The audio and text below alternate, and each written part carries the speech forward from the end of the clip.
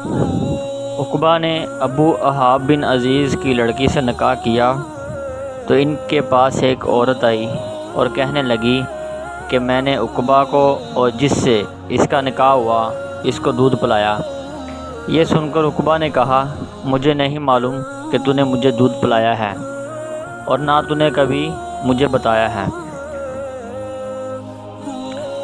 تب عقبہ سوار ہو کر رسول اللہ صلی اللہ علیہ وآلہ وسلم کی خدمت میں مدینہ منورہ حاضر ہوئے اور آپ سے اس کے متعلق دریافت کیا تو آپ صلی اللہ علیہ وآلہ وسلم نے فرمایا، کس طرح تم اس لڑکی سے رشتہ رکھو گے حالانکہ اس کے متعلق یہ کہا گیا۔